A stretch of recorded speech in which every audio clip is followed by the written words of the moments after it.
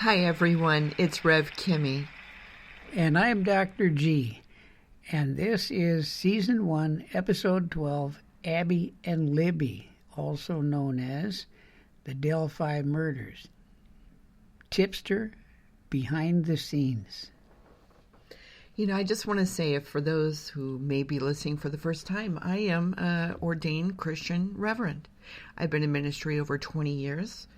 And so because of the fact that I minister to loved ones, people, family members of people who are missing or people who are dying in the hospital, etc., I just want to say, if you who are listening, if you're close to Abby and Libby, or you're a family member to them, this is a very sensitive episode.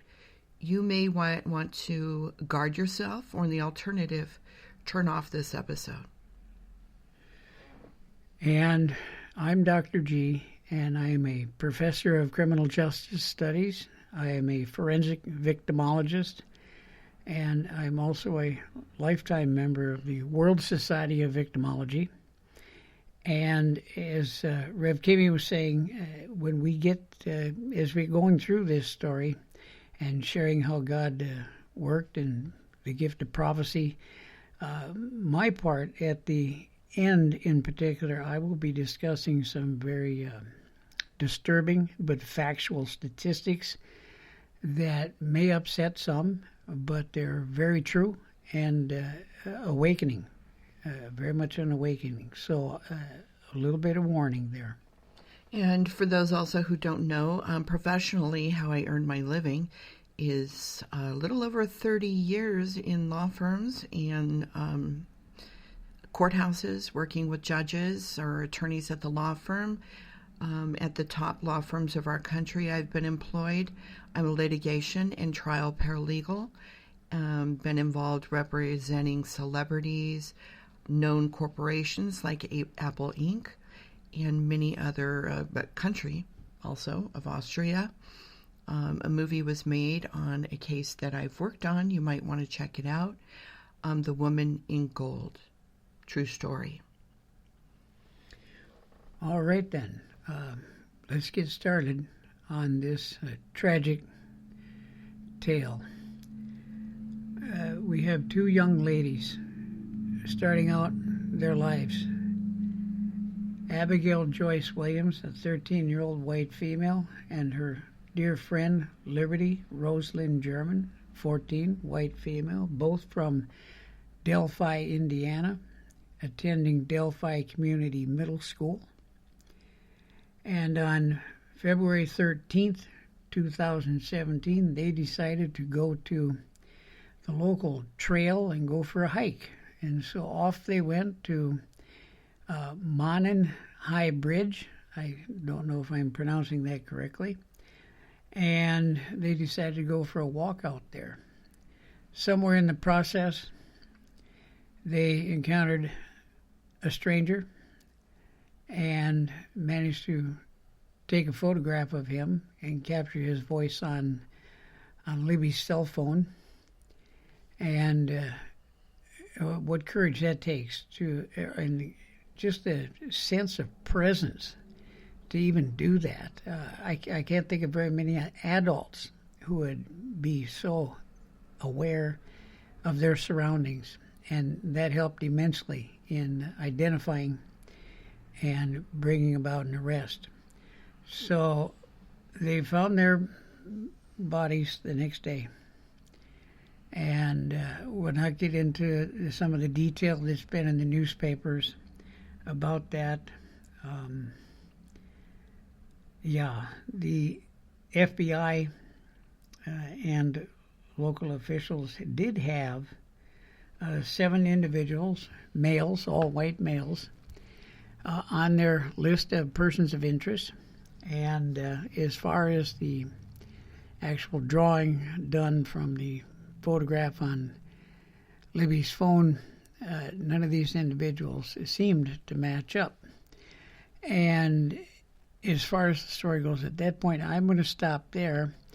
And I have a question for you, Rev Kymmi. This case was in 2017, and I find it really, really bizarre that one of the very first case you worked on, Kristen Smart in 1997, has come to a close recently. And I know there are just a bunch of cases. We've covered some in podcasts, some in the videos. Well, they're all cases that I've actually worked on. We don't just cover cases that I haven't worked on. All of a sudden, a bunch of the cases that you've worked on are coming to a close. Every single one has. And when I say worked on, I mean been a prophetic tipster, a prophetic profiler. Yeah, and it's just crazy, and this is one of them. So it was in 2017. Share with our listeners, when did you get involved in this case? How did you get involved? And what did God reveal through you? Well, I saw the story online, just like anybody else would have.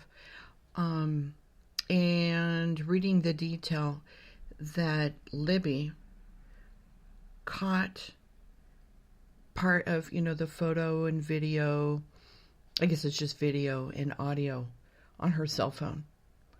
My heart went out to her, and I wanted to attempt to finish the work she was trying to do, which was to make sure that law enforcement knew what the person looked like or who the person was who murdered them.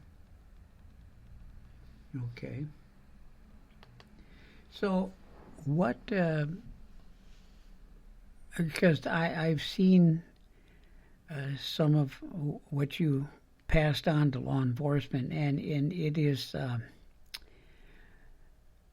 a bit too specific and shocking to discuss in a podcast, I think. So looking at we're going to redact some information. Your list here, what can you share with our listeners? Okay, so you want me to read the tip that I gave to detectives on her case? Yes. Okay. There are some parts we can leave out, I think, though. Okay, well, okay, so I sent my email tip to Abby and Libby tip email that they gave publicly. I sent it on Wednesday, April 7th, 2021, at 5:08 p.m.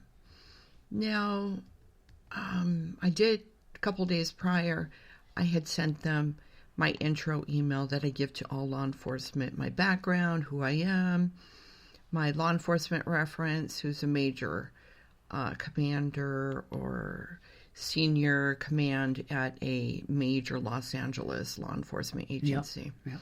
And he's confidential, so I just keep it vague because I'm not going to let people know who he is because he has enough work to do. And I keep him busy a little bit with my stuff. He doesn't need anybody else contacting him. So God bless him. He is my reference for all law enforcement throughout America. So my email says, subject, In Re double homicide case of Abby and Libby. My prophetic analysis of this case. So it says, my prophetic analysis of this double homicide. I sent you an earlier email 2 days ago of my background of working alongside law enforcement. Not to reiterate here because I sent it already a couple of days ago. So I'm just reminding them, go look at it. My analysis is obviously from afar, as what people call a remote viewer. I am in Southern California. I never went to Indiana to work on this case. If you want me to come on site for further prophetic analysis, contact me at the below reference cell phone or via email. So I titled it My Analysis with My Christian Ministry Prophetic Gifts. Abby and Libby were together when murdered, found under Moonon High Bridge in Delphi, Indiana on February 13th, 2017. Reviewed. I'm reading my email. Number 1, photo of Abby and Libby on the bridge taken by Liberty moments before their disappearance. Number 2, audio recording of man's voice from Libby's cell phone. Number 3, brief video of man from Libby's cell phone. Number 4, reviewed names and photos of possible suspects that are available online. So I have a new heading, Facts I Know About the Subject as per my prophetic gifts. Number 1. I'm going to read them first before I actually read them out loud because some things are sensitive and I'm going to want to redact and not say. Or kind of change the information, only partial. Because honestly, guys, it's shocking. And I don't want to upset people. I think everyone's already upset enough about this case that they don't need to hear too intense details. Number 1, possible suspects' names and photos have been reviewed. None match except so-and-so. I'm not going to mention names here, right? Number 2, I believe from looking at the man in the video recorded from Libby's cell phone against the photo of so-and-so is a very good match. Number 3, the individual who did these murders is a pedophile. His crimes are sex-driven, as like BTK did his crimes. They're sex-driven. And you guys need to remember, I'm trying to help the detectives, to point them in the right direction, right? And actually, I shouldn't say I. This is information I'm getting from God, from the Holy Spirit, my prophetic gift. It's flowing, and I'm relaying the information. Number 4, he really gets off by stalking, taking advantage of, and having sex with young girls, e.g. under 18 years old. Number 5, he actually is a serial rapist. Now, I don't know if I want to redact this. I guess I'm going to say, I say that I believe that it's this individual's first murders due to escalation. And then I mentioned that I believe that he's been involved with a sexual situation with a younger female. I'm tailoring things a little bit. Number 6, the day of pursuing Abby and Libby was premeditated carefully. Number 7, I see him at his home holding a young girl's panties and holding them up like, yay, like proud of himself. I believe he has someone's actual, maybe Abby and Libby's panties that he has in his possession. It's some kind of clothing article as a souvenir. He has souvenirs hiding in his house. And I just want to do sidebar here that, guys, nobody mentioned that I ever saw, and I did not read and Google information prior to working this case. But as far as I can see, the FBI or somebody similar comes out in May of 2022, and says that they have souvenirs, one from each their body, of clothing. I did not know that. Okay, and remember, this is January 2020. This is what month did I say? We work on a lot of cases, sorry. April 7th, 2021. So this is way before them coming out with the transcript of Klein, that was released from the podcaster, right? That came out later in 2022, right? As well as the police or FBI, somebody, which Dr. G will discuss, they discussed that they had these, that the murderer took souvenirs, clothing. Now, we didn't know any of that. Let me finish here. And then he's going to fill you in with regards to that, those details. Okay, so I believe he has someone's actual, maybe Abby or Libby's panties that he has in his possession, clothing article as a souvenir. He has souvenirs hiding in his house. He has number 8, he has no remorse nor empathy for his sex acts of rape nor of murder, but rather enjoys his triumph and wants to achieve it again. Number 9. Now, you guys, sidebar here again. This does not please me not one bit, having to even discuss these things or say these things. This is very upsetting for me. But I'm trying to help the detectives to pinpoint this individual who did this. So I unfortunately have to just man up and say these things, you know?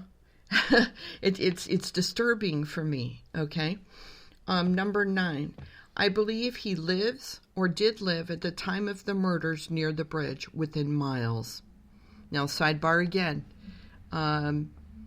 The individual who was arrested, now you can see I work on a lot of cases. What was his name again?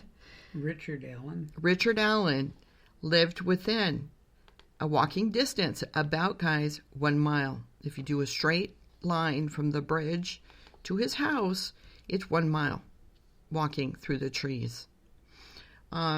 He keeps his old school drapes drawn closed. Now, we're not going to disclose, guys, where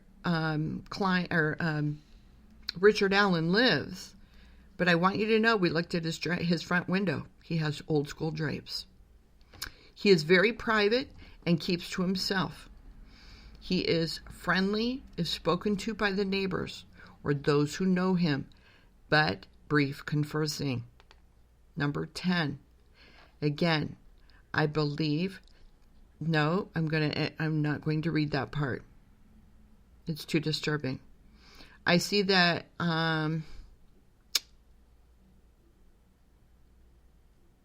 okay, I'm just gonna skip all of that on number 10.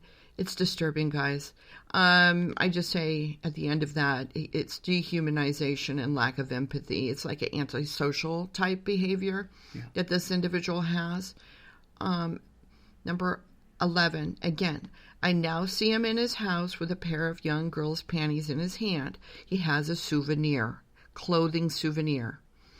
So, according to the article of the FBI or whomever that is that Dr. G will read, they say that he did take clothing souvenirs from the girls, which we did not know when I did my tip. Number 12. Skipping that. Number 13, skipping. Number 14, skipping. Number 15, he's a local hiding in the woodwork at the time of the murders.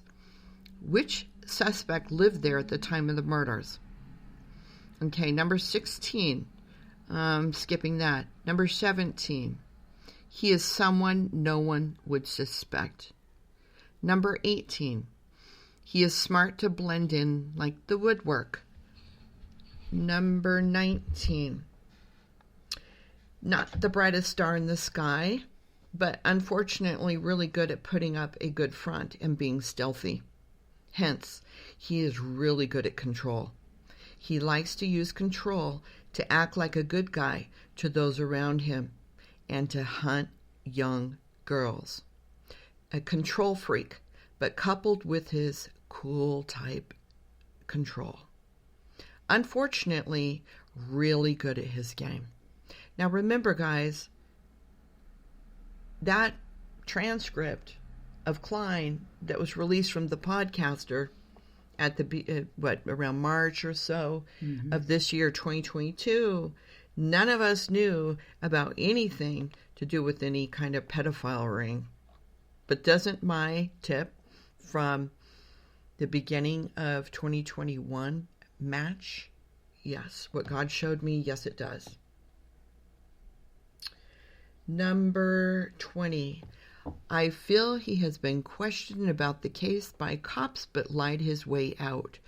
Now, yes, he's been questioned, and isn't he pleading not guilty? Number 21. I believe he has been in trouble with the law post these murders on a different case that is sex-driven with an underage girl. Now, that will come to pass. He's going to be tied to another female underage girl. They're going to find it. Maybe they did, and they're just not telling us. Number 22. He is an extremely good liar and can pull it off well because he has no empathy or remorse. Number 23. The man at the time of the double homicide. Listen to this, guys, what God told me. Number 23.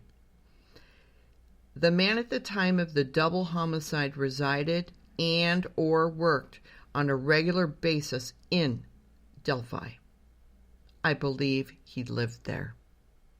And does Mr. Allen, Richard Allen, live there and work there at the time of the murders and at the time of arrest? Yes. Oh, yes. And I'm folks not done yet. are I'm going to be almost done. really surprised.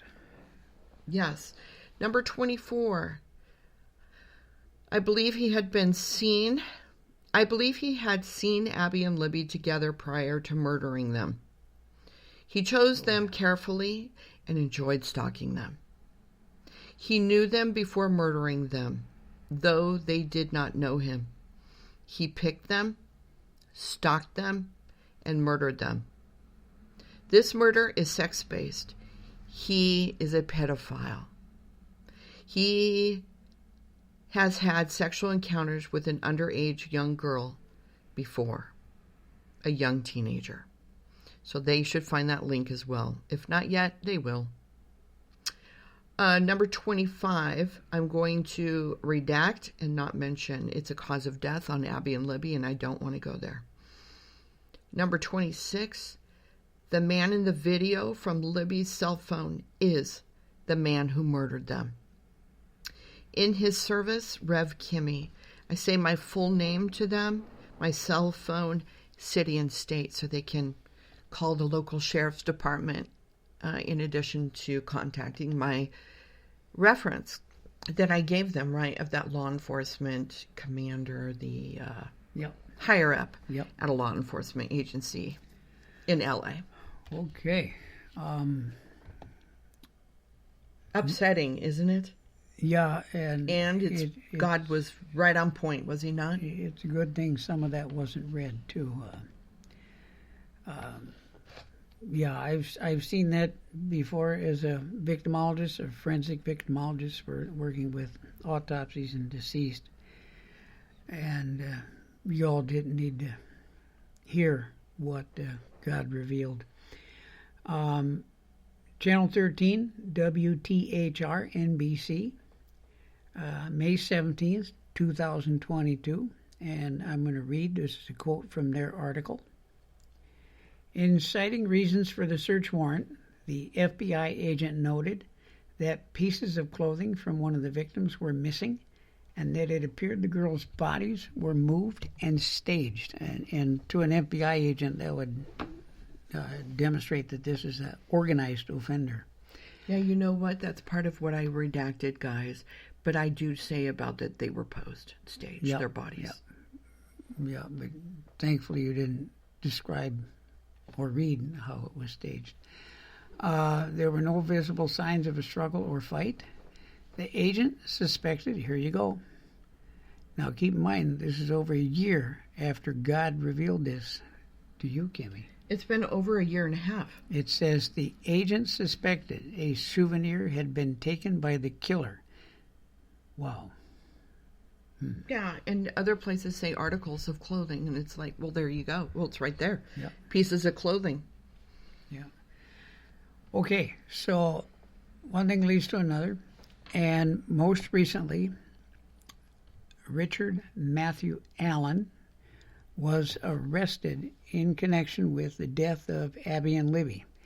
And if you see his height and weight and stature and everything, and then look back at that video, it's like, that really could be him. So as a crime mapper, I teach crime mapping, geographic offender profiling. I actually take it a little further, spatiotemporal. I take into account space and time and all those things. So I mapped this out. I did a little research so that and I'm not going to dox anybody, but I mapped out where the two girls lived and where Mr. Allen lives and where Delphi Community Middle School is and the pharmacy where he worked as an assistant pharmacist. Now, in Crime Mappers, we are interested in where a person lives, where they work, and where they play. And I cannot make someone else my victim until our paths cross. Now, you can do that in the virtual world with cybercrime and stuff, but when it comes to physical crimes, our paths have to physically cross in order for us to leave as the victim and the offender. So I mapped out all these locations, and you are not going to believe what happens. In order for Mr. Allen to get to work, he has to travel past the community school. And in order for Mr. Allen to get to Monon High Bridge, where he liked to hike, he has to go past one of the girls' homes. For that student, that young girl, to get to the school, if she walks, she has to walk past Mr. Allen's home. And so when you look at it on a map, their paths are constantly crossing. Here are the distances. The distance from where he lives to where he works is only 1.5 miles. And we know from crime mapping that most offenders live within 2 miles of their victims. And most victimizations occur within 2 miles of home. From where he lives to where he works is 1.5 miles, and that's by road. Straight line, it's even shorter because you're crossing the hypotenuse rather than the 2 legs of the triangle. Okay? The distance from where he lives to work, traveling an alternate route, because there are only 2 bridges across the river for him to get to work, is 1.7 miles. And taking that route, he has to go past the community school, where Abby and Libby attended. The distance from where he lives to the school is 0.7 miles straight down the road. From where he lives to the bridge is 1.7 miles by road. And a straight line distance from where he lives to the bridge is 1.2 miles. From where he lives to where he works, straight line is 1.2 miles. And the straight line distance from the community school to where he lives is 0.46 miles. Everything is under 2 miles, and the paths keep crossing and crossing and crossing. And as I said, in order for Mr. Richard Allen to drive to the Monon High Bridge and Trail, he would have to drive east on West 200 North, then turn north on North 625 West. The same route takes him directly past one of the girls' homes. A distance from where he lives to that residence is 0.9 miles by road. Straight line, it's even shorter. Mr. Allen was arrested on October 26, 2022, and he has entered a plea of not guilty. He is to appear in court on January 13th for his pretrial hearing, and his trial right now is set to begin March 20th, 2023. He's been charged with their murders.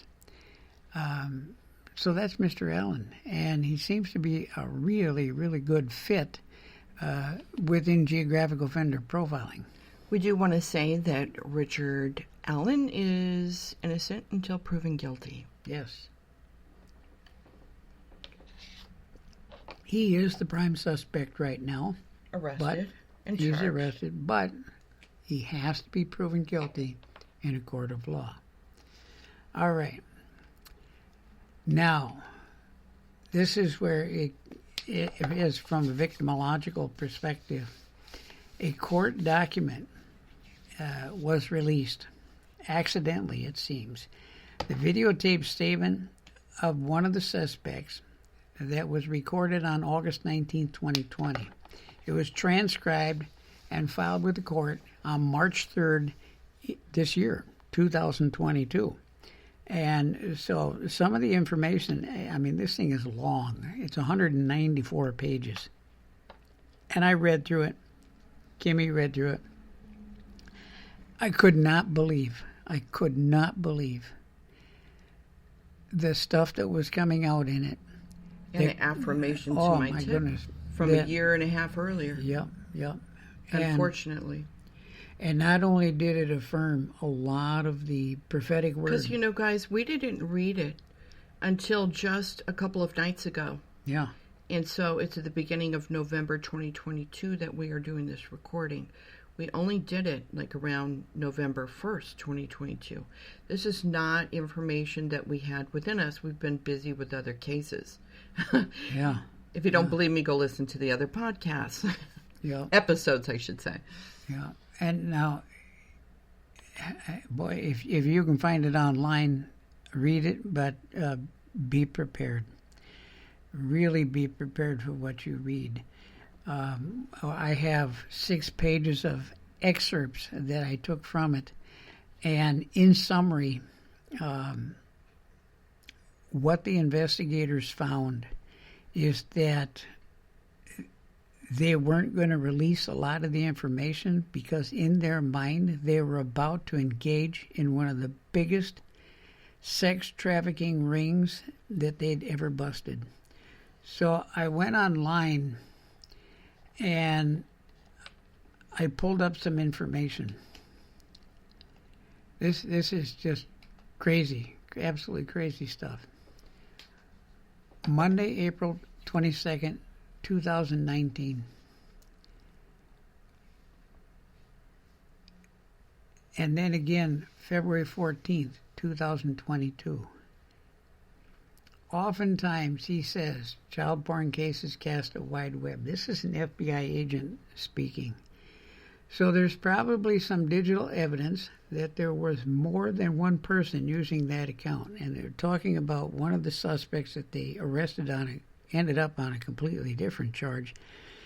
And charges, yeah, like 40 charges, and produced that big, long statement.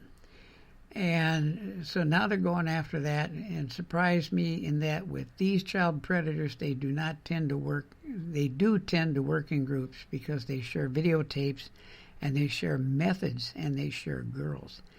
Okay, now that's not the worst of it, folks. Here's where it gets just absolutely disgusting, and I just discovered this tonight. August 26, 2021. 47 victims rescued, 102 arrested in human trafficking stings across 12 states. And it was called Operation United Front, and it was done by the Missouri Attorney General's Office, Missouri State Highway Patrol. And we applaud them for that. Oh, my goodness. What amazing work. And if you go back, actually, and look over, like during the COVID period, the U.S. Marshals were finding and freeing scores of victims in sex trafficking and labor trafficking.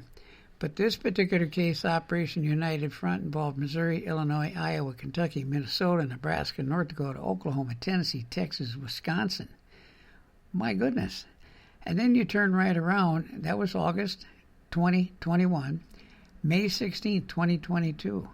And this is in Greenwood, which is in northern Johnson County, just south of Indianapolis. We have another 11 men arrested in a child solicitation ring. And I looked at the names of the individuals. These are different folks. It's not folks who got released on bond or something and reoffended. That was May 16, 2022. Now, November 4th, and this is like, last week's news, folks. November 4th, 2022, another 20 were arrested after Indiana child sex sting operations. And where was it again? Johnson County, Greenwood. If you do background checks, and I've been doing them on all the other suspects as well as the one just arrested, you will find that Greenwood, Peru, Mexico, Indiana, a city, keeps coming up on the radar. Yeah, and all of them have a tie to, the commonality is, at least to name one, Peru. Yeah, Peru, the area of Peru. Every single one of them lived in Peru. Yeah, which is not, it's north of Indianapolis, but it's within. You know what? That's also where they were looking in the other river. Yep. They were searching for something. They were looking for something over there in Peru. So, I'm the numbers guy. I'm the victimologist. Say, being more specific, law enforcement was searching the water for something on Abby and Libby case. Yeah. So here's what I did. I went to the registered sex offenders in Indiana, and I have the data source here. Can we do a sidebar real quick? Sure. When we saw, we were looking because like I said, we're busy with other cases. This case is very important to us, and we're so glad that the police worked so hard and everyone else involved, FBI. But when we were looking, because we were trying to catch up on the case and catching up on the facts, and that they had searched that river over in Peru, I remember you saying to me that you've never seen law enforcement so involved on a search. Oh, yeah. Right? Yeah. Do you remember saying that? Yep. Yeah, so we just want to give kudos to the sheriff and to everybody involved. I think it was a big group of people involved on Abby and Libby's case. Oh, yeah. And then spanning off into different units probably for the pedophile rings and stuff. Yep. So we just want to give you all, some kudos out there. You guys did an awesome job and great examples to us all to pursue righteousness and justice.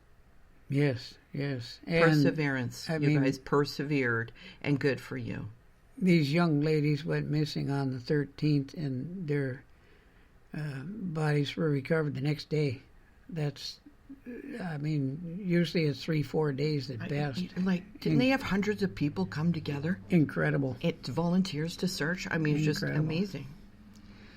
Okay, now, I'm going to share some statistics with you, and I don't mean to try and frighten you. This is a call, or to bore you. Call to awareness. Or to bore people. And I'm not saying, pack your bags, sell your house, and move out of the county, move out of the state. Because unfortunately, the statistics I'm about to share with you are very telling of the sin in our world today. And they're very true of many places in the United States, not just Indiana and the area around Indianapolis. And this is public information that anyone can find online. I found a website that was talking about the number of registered, not the ones that we don't know about, but registered sex offenders, which means they've been caught and adjudicated and labeled by the system. The number of sex offenders per citizens in various cities, okay? And in those cities that we're talking about, Greenwood, where they just had the bust with another 20 individuals, the ratio of registered sex offenders to all citizens or residents is one sex offender to every 794 people. 74 altogether in that area, and they're all males. Peru, which is another hot spot up there. They keep popping up in the news. 54 registered sex offenders, and 3 of them are females. The ratio of registered sex offenders to all residents was 1 to every 211 residents. The city of Mexico only had 15 registered sex offenders. They're all male, but the ratio was, because the population of the city is smaller, was 1 to every 86 citizens. And Delphi, where these murders occurred, 52 registered sex offenders and 2 are females. The ratio is 1 to every 58 residents. Now this, I thought, my goodness, that's pretty high, because I've always heard that Minnesota had a disproportionate number. So I went digging to see what else I could find. And as a victimologist, I know that this is not just a problem in that location. If you're unaware of it, there is a problem. The missing and murdered Indigenous women and children, and there's also the group missing and murdered Indigenous relatives. It's terrible among the Native American population, especially across Canada. They call that the highway of death. The United States is terrible. Absolutely terrible when it comes to Native Americans. I was going to help out on a case with that, right? With a federal agent. I forgot about that. Yeah, a federal agent had asked me to get involved on that and to help him, and I agreed to do it. Use my prophetic gifts for prophetic profiling. But then, after all his hard work that he did for training and everything he needed to do, COVID hit him and it killed him. Yeah, he got approved to work on the reservations and everything. Yep. God bless him. Yeah. Trying to make a difference. Okay. Now, to reinforce what I was saying, this is not just an Indiana problem. And you don't need to lock your doors, put bear traps in the front yard and start digging pits and putting punji stakes and stuff in there. Yeah, but you do need to be mindful and you need to watch out for your children. The and National that is Center through online. Oh yeah, Online access. That's where they lure these kids in, and they think that's how Abby and Libby got lured in. And online also equates to the cell phones. They have Wi-Fi, right? Apps. They can go online. Yep. Yeah, or through the apps, which we don't want to say, but particular ones they may speak to and through. I know one of our victims in the episode was using one of those apps at the time he vanished, off camera around the corner. Anyway, the National Center for Missing and Exploited Children. Everybody knows about that. Alexandria, Virginia. We call it the NCMEC. You go to their website, and here's what it says. In 2021, 25,000 cases of children who had run away were reported missing to the NCMEC. Of those cases, 1 in 6 were likely victims of child sex trafficking. The National Center for Missing and Exploited Children also reported that in 2021, it received 17,200 reports of possible child sex trafficking. Now you go over, and most people don't know about this group, but, as a victimologist I do. It's called NamUs, or NamUs, but we say NamUs. I did run into that on a case I worked. Yeah. A missing person, yeah. And it's the National Missing and Unidentified Persons System. Now, there's a general website and a DOJ website where you can find out information about them, but if you go to NamUs's actual website, you can type in what you're looking for, really detailed, and it'll pull it up. NamUs, NamUs, National Missing and Unidentified Persons System. And they report between 2007 and 2020.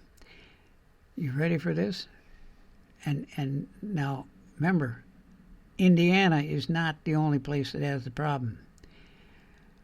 Between 2007 and 2020, an average of 664,776 missing persons are recorded annually and entered into the National Crime Information Center. 664,000 on average every year between 2007 and 2020. And that's just in the U.S.? Yep, that's just the U.S. That's terrible.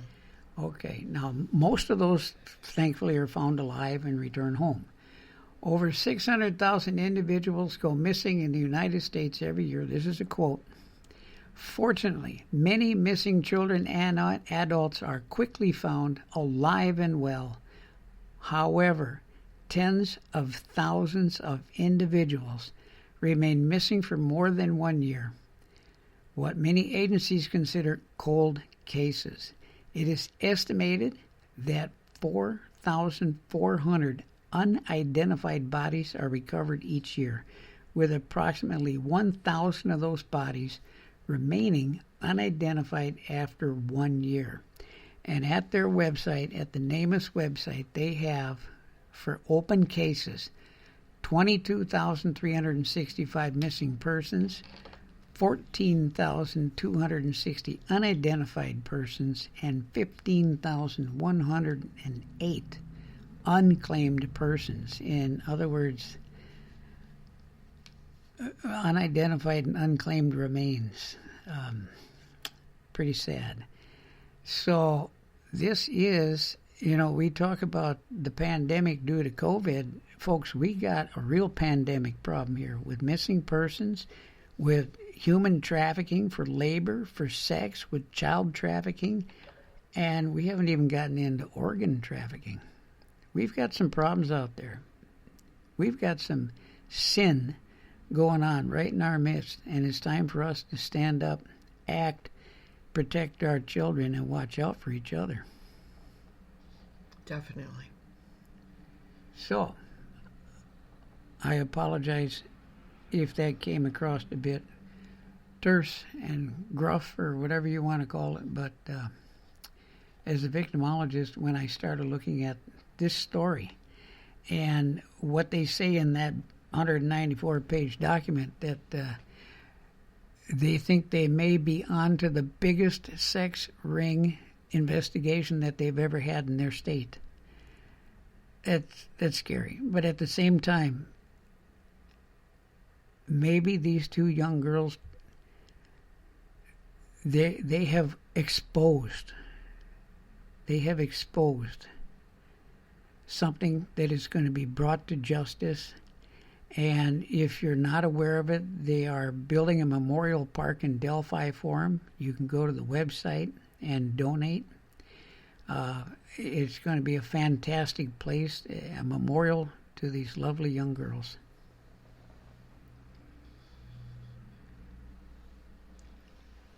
Do you have anything else you'd like to add, Rev Kymmi? I think that I'm done sharing. I just think it's incredible how close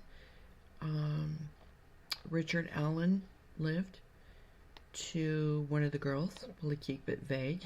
Yeah. And it was, what, a 0.9 miles? Oh, to her house, not even. Not even. And then walking through the bushes or trees, a direct walk to the bridge for Mr. Allen I forgot about would only that. Be 1 mile. I forgot about that. And yeah, if you walk the road. If you put your mindset into being a criminal, we would all walk in those tree line. Yeah, if you walk the road, everybody can see you. And it was like 1.7 miles to, those trees to the are bridge. Perfect. But if you, trees just like bushes, we do in the military, walk along the edge of the forest so that you're not detected, seen, silhouetted, against the skyline, you could walk just about a mile from his house up to the bridge and nobody'd see you. Right. And then I remember in my tip saying that he knew them. Yeah. They didn't know him, but he knew them. And easily they would walk, to the school right near his house. Yeah. And then also to the bridge or whatever else. Or him going to work. He would live nearby or work nearby. What was the distance to his workplace from his house? Oh, that wasn't that far at all. Everything was within a mile or two. Yeah, there were two different ways, because like I said, there's only two bridges across the river there. If you take one direction, and this is all if you're in a car going by road, it was 1.5 miles from his residence to his place of employment. And if you took the longer route, it was 1.7 miles. So everything about Richard Allen matches my tip that was a year and a half ago. Yep. And as well as the fact that it also matches victimology, right? You said? Oh, yeah. Matches crime mapping. Matches your tips as well as the geographic offender profiling. Yeah. Yep. Within 2 miles. Within his area of awareness. And his paths crossed with both the victims' paths. Whether they knew it or not. He did. Yeah. Oh, and I almost forgot. I just saw a story, too, where the parents are talking, one of the parents of the girls are talking about how when they went to the pharmacy, of course, where he worked, to pick up some photographs that they had dropped off. He recognized them and gave them the photographs without charging them. So clearly he recognized the name, and it's a small town. Yeah, and I also said that within my tip, didn't I? Small town. That he's, cool. Yeah. And you're not going to really detect him. Yeah, come across as empathetic, sympathetic, but in fact he's most likely a sociopath. Yeah. Yeah, it's hard to know. Going to be interesting to find out what comes out in the rest of his story. And, based on that 194-page document, I wholly expect that this arrest of 20 individuals on November 4th wasn't even part of this. So I wholly expect that between Greenwood, Peru, and Delphi that they're going to be rolling up a whole bunch of other folks. This is going to be a big one. Sad. Very sad. But good. Yeah. We get these rats off the street. Yeah, it's just a sad fact that it's so bad. So many. Men love darkness rather than light because their deeds are evil. And the light is about to shine upon that and expose them and their sin, and they're going to be held accountable for it. Yeah, and I'm so glad that Abby and Libby will have, their justice. Amen. Yeah. Is there anything else that you wanted to share, Dr. G? No, I think that'll do it. Okay, well, why don't we take just a couple seconds of quiet in memory of Abby and Libby, and just a few seconds of silence. Yeah.